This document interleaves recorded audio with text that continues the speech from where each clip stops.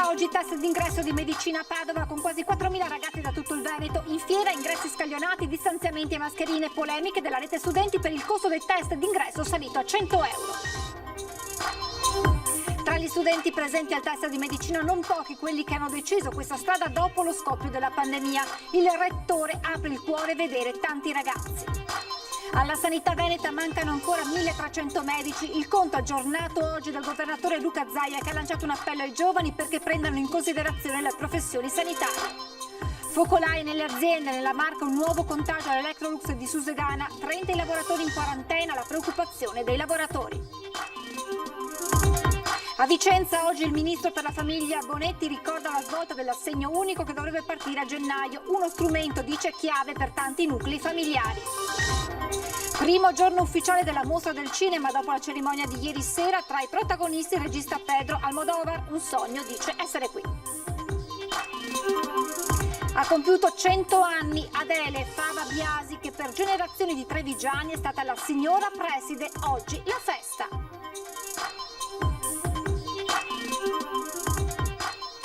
Buonasera, ben ritrovati con l'edizione regionale dei telegiornali di Antenna 3, in primo piano naturalmente l'emergenza Covid. E allora diamo subito uno sguardo insieme agli ultimi dati arrivati nel pomeriggio da Azienda Zero sui positivi nella nostra regione. Dal bollettino del pomeriggio vediamo che si registrano 41 casi in più rispetto a stamane. Complessivamente dunque nelle ultime 24 ore in Veneto sono 107 i positivi, diciamo in linea con i bollettini dei giorni scorsi.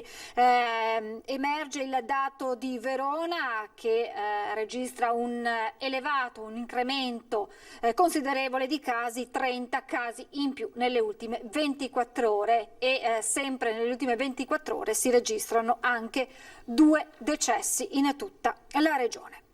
Intanto l'Università di Padova riapre le porte agli studenti. Oggi infatti i test d'ingresso a medicina hanno riportato sui banchi oltre 3.000 ragazzi. Sono immagini che aprono il cuore, dice il rettore dell'Ateneo che sorvegliava le operazioni di ingresso dei candidati. E se sul fronte sicurezza tutto è andato bene, non sono mancate le polemiche della rete studenti per il costo dei test d'ingresso salito a 100 euro.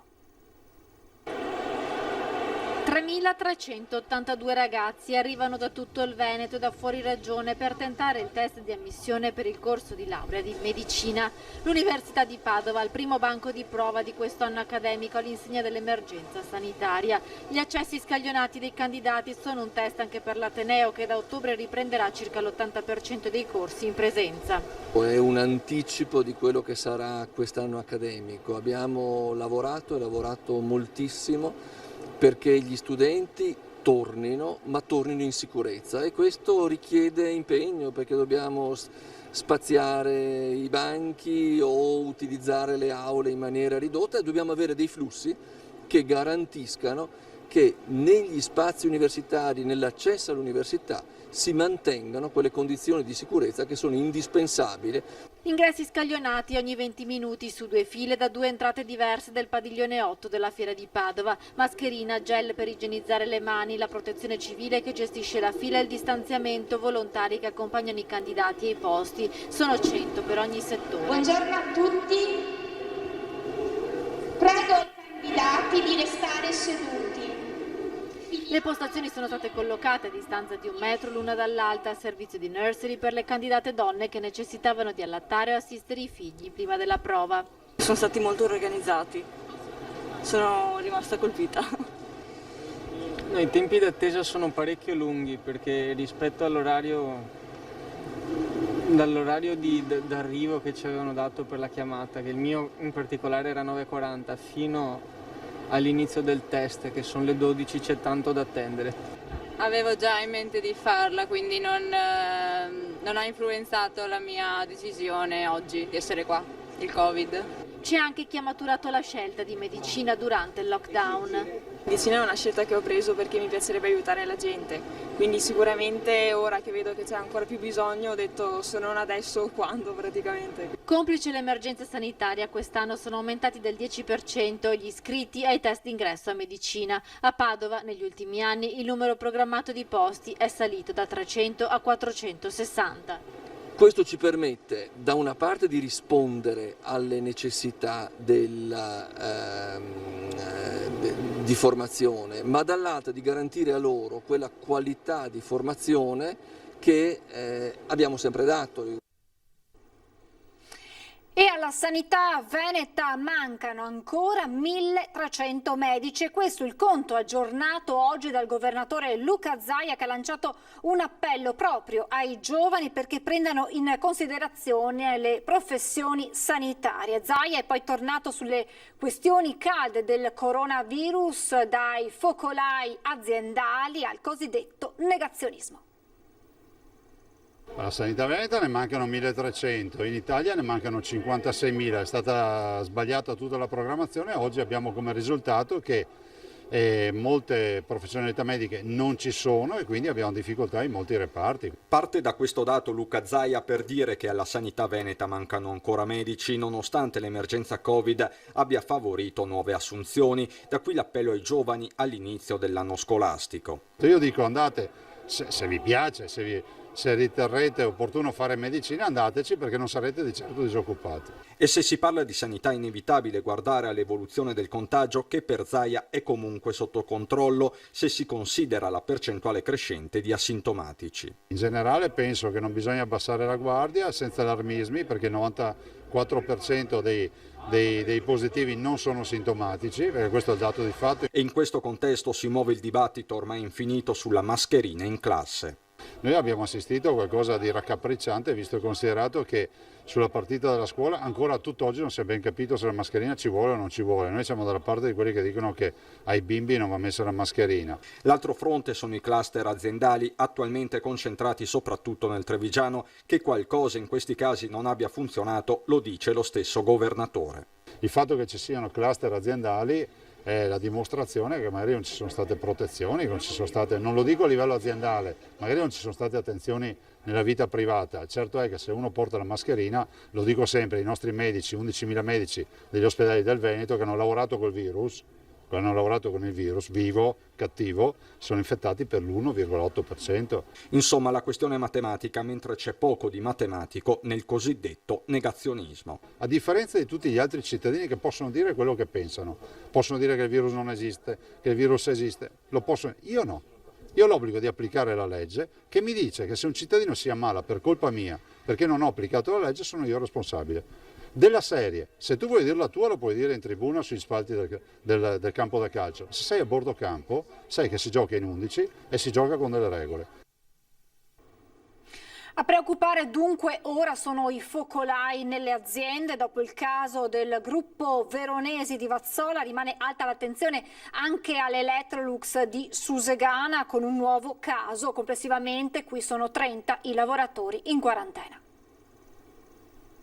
Nuovo caso positivo all'Electrolux di Susegana. Ieri mattina un operaio riparatore fuori linea ha accusato un malore immensa. A quel punto si è rivolto al medico aziendale, al quale ha riferito i sintomi, tra cui la perdita del gusto. Gli è stato detto di sottoporsi immediatamente al tampone, che è risultato positivo.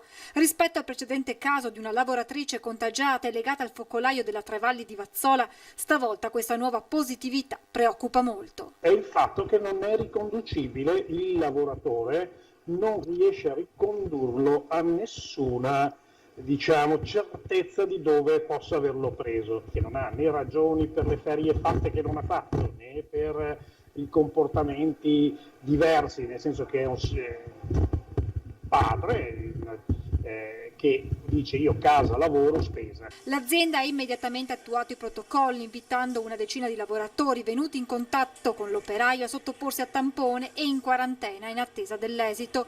Questi vanno ad aggiungersi ad un'altra ventina di colleghi ancora in isolamento domiciliare che nei prossimi giorni effettueranno un secondo test dopo che il primo era risultato negativo. 30 dunque complessivamente i dipendenti momentaneamente a casa, ma l'ultimo caso riscontrato proprio per l'assenza di contatti con altri focolai inquieta i sindacati. Se fosse un caso interno noi potremmo trovarci a quel punto a rischio di cluster interno all'Elettrus. Alla luce di questo, nel pomeriggio le RSU hanno inoltrato ad azienda e ULSS una richiesta. Provare a far fare a tutti i lavoratori un tampone a questo punto, perché la nostra preoccupazione è che possa lo stesso lavoratore aver preso lui stesso il virus da un portatore sano. Nel frattempo salgono ad oltre 200 i positivi alla Tre Valli di Vazzola dopo i 20 nuovi casi sui 114 test effettuati. Nel pomeriggio incontro tra aziende e sindacati per fare il punto, ma l'auspicio dell'USL 2 è che, come accaduto all'ex caserma Serena, dopo un picco di positività si vada verso una diffusa negativizzazione. Si avvicina poi l'appuntamento con la riapertura della scuola. Per alcuni istituti i corsi di recupero rappresentano un primo banco di prova per l'applicazione di tutte le prescrizioni anticontagio. Discussioni e polemiche, fondate o meno, continuano a caratterizzare la vigilia di un anno scolastico segnato dalle prescrizioni anticontagio. In questo senso i corsi di recupero iniziati in questo periodo negli istituti superiori potrebbero rappresentare, secondo alcuni, una sorta di prova generale in vista del 14 settembre. Qui siamo all'Istituto Paritario San Marco, in uno dei poli scolastici più affollati di Mestre, dove ai corsi di recupero si sommano i cosiddetti corsi di potenziamento e dove la coordinatrice delle attività didattiche, Claudia Cellini, ha scelto di far indossare la mascherina agli studenti anche quando siedono al banco. Penso che questo sia un aspetto educativo che la scuola deve, in questo momento di grande novità, portare avanti in tutto e per tutto. Magari quando le distanze saranno garantite, saremo statici a scuola e in classe, l'insegnante sarà alla cattedra a 2 metri dalla prima fila, magari riusciremo anche a toglierla. Mascherina è solo una delle parole d'ordine di un vocabolario che prevede anche i termini igienizzazione e distanziamento e che hanno reso necessario riorganizzare classi e aule. Adesso ci sono pochi studenti e lei è preoccupato di quello che potrebbe accadere domani quando saremo a pieno regime. La preoccupazione credo sia normale averla e ci stiamo appunto attrezzando in modo tale che il rischio sia ridotto ai minimi termini, con flussi di persone, con una capacità degli ambienti di rispettare appunto le normative. Diversi paesi europei guardano al modello danese. In Danimarca già ad aprile è stato sperimentato con un certo successo il sistema delle cosiddette bolle protettive. Alle primarie i bambini sono divisi in piccoli gruppi che non entrano in contatto fra loro per rendere contenuto l'eventuale contagio e immediata la tracciabilità. Per certi versi un po' quello che succede anche qui, dove i ragazzi trascorrono la ricreazione nel luogo assegnato alla propria classe. È un grosso sacrificio osservare le regole, le nuove regole. Grosso sacrificio no, siamo stati abituati anche fino adesso comunque fuori all'esterno della scuola, quindi non è un grande sacrificio, è una cosa a cui siamo abituati ormai da un po' di mesi. C'è la coscienza tra i suoi compagni di classe, per esempio, della pericolosità del coronavirus, oppure c'è qualche dubbio su tutte queste prescrizioni che ci sono in giro? Per alcuni sì, per alcuni no, secondo me. Poi tante volte tu sai che cosa devi fare, però involontariamente perché non ci pensi, commetti qualcosa che non dovresti fare lo stesso. E adesso torniamo a parlare dei danni causati dal maltempo nella zona industriale di Trissino. Confartigianato fa un bilancio. Trissino è stato uno dei territori più colpiti da questa emergenza del tempo che ha creato questi disagi enormi ai nostri imprenditori.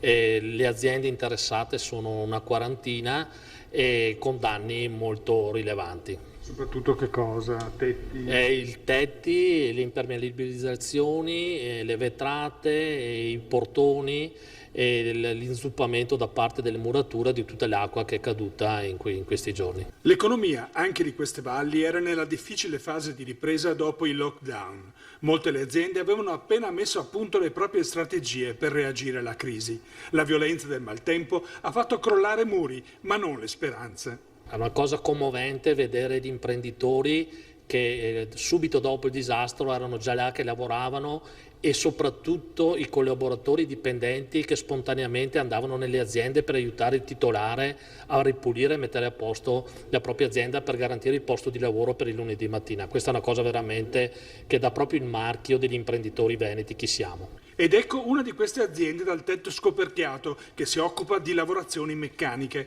Ha subito un danno di oltre 30.000 euro, ma quasi tutti i suoi 37 collaboratori si sono presentati nel fine settimana a sistemare il capannone perché potesse ripartire il lunedì.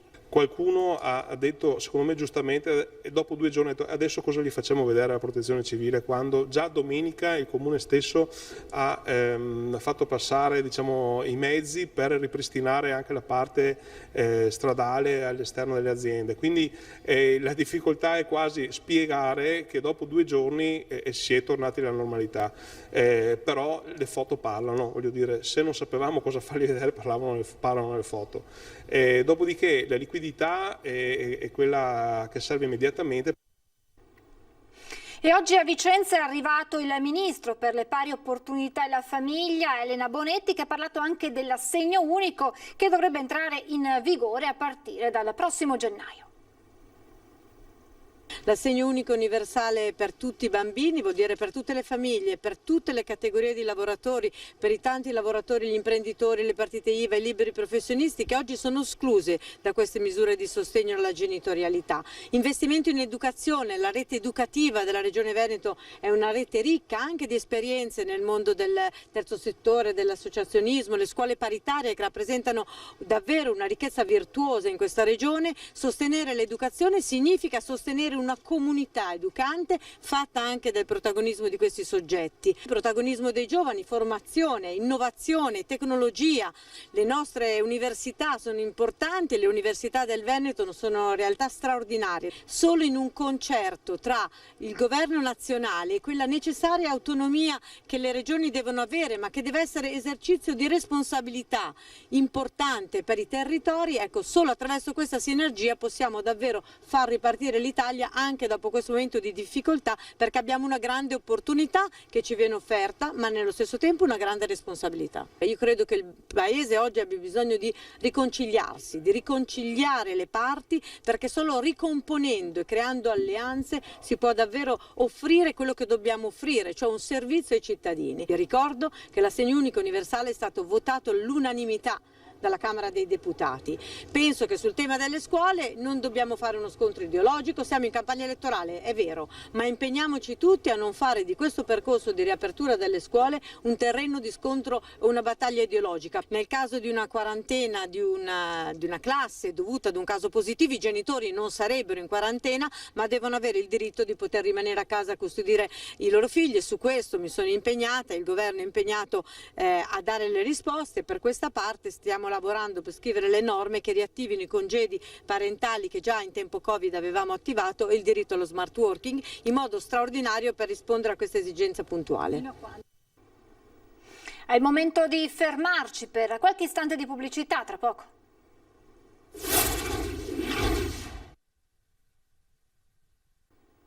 Rieccoci in diretta. Volevano manifestare con l'autorizzazione il 9 settembre alle 18:30 davanti al Palazzo del Cinema di Venezia, ma la Questura ha negato il permesso. Così la rete delle maestranze dello spettacolo veneto, parte del Movimento Nazionale dei Professionisti dello Spettacolo Emergenza Continua, ha fatto sapere che la mobilitazione si farà lo stesso. Dietro ai red carpet e ai concerti in Piazza San Marco vogliamo ricordare che ci sono migliaia di lavoratori in questo momento in grave difficoltà, ha dichiarato il portavoce.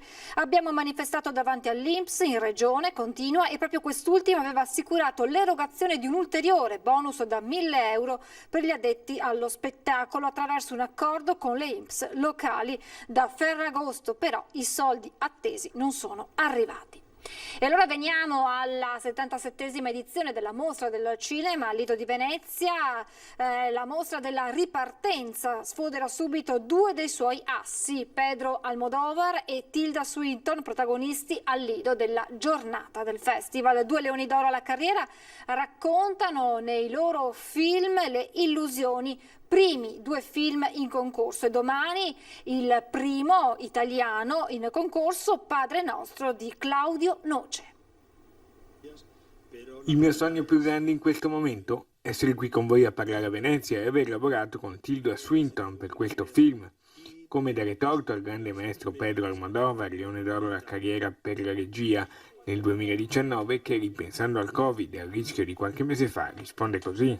Bueno, mi mayor ilusión es seguir vivo.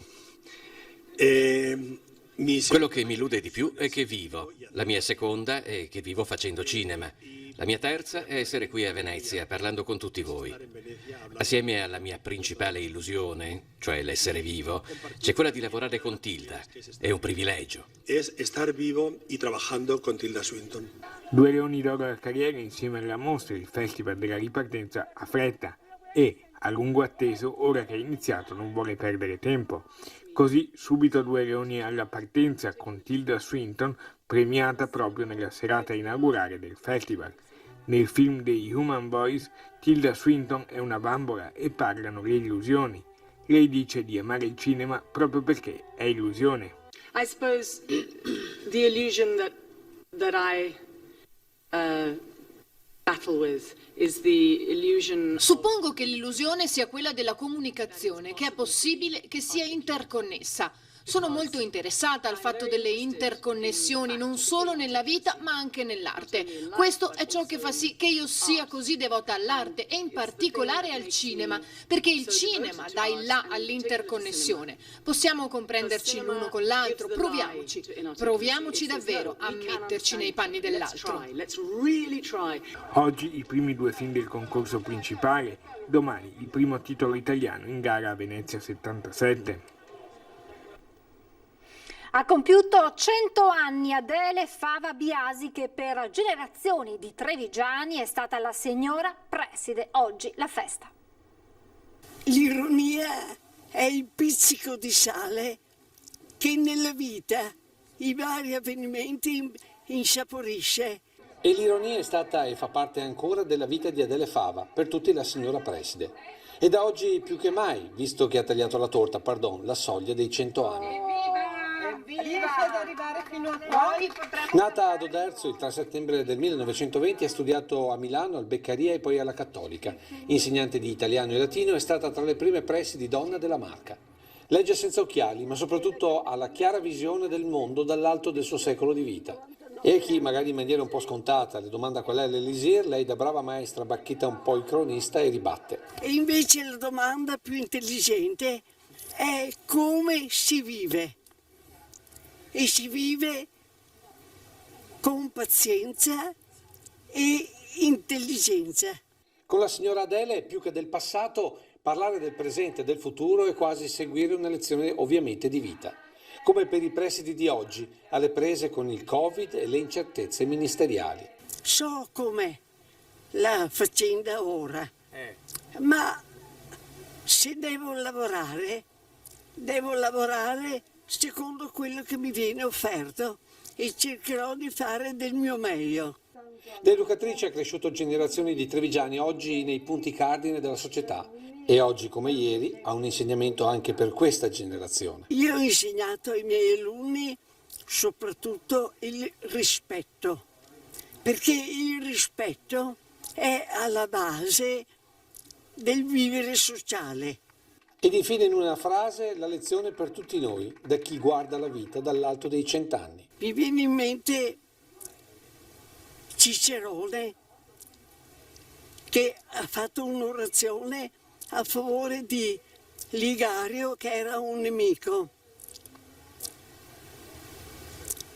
che diceva, in italiano diciamo, meglio perdonare che bastonare.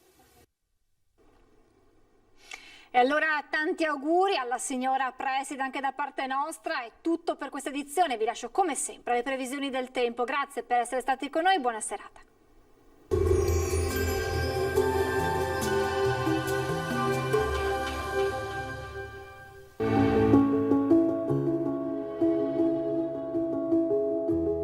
Ad accogliervi sarà Conegliano. Benvenuti al meteo. Alta pressione in rinforzo sul nostro paese, più sole dunque e caldo ma senza eccessi. Il dettaglio di venerdì 4 settembre. Sul Veneto la nostra grafica ci mostra una situazione decisamente positiva, tempo asciutto e stabile, ampio soleggiamento su tutte le province, cielo prevalentemente sereno e limpido ovunque. Temperature gradevoli, minime tra i 13 e i 18 gradi, valori massimi compresi invece tra i 25 e i 29 gradi all'incirca. Ci spostiamo ora sul Friuli Venezia Giulia, non cambia lo scenario, anche qui il sole sarà protagonista con cielo al massimo velato e non sono attese piogge degne di nota. Temperature minime fino a 19 gradi, massime sui 25-26 gradi. Infine sul Trentino Alto Adige, anche qui ci attende una splendida giornata soleggiata con cielo sgombro da nubi ovunque. Temperature minime sui 14 gradi, massime invece fino a 28 gradi. Dal meteo per ora è tutto, vi auguro un buon proseguimento in compagnia di Antenna 3. Arrivederci.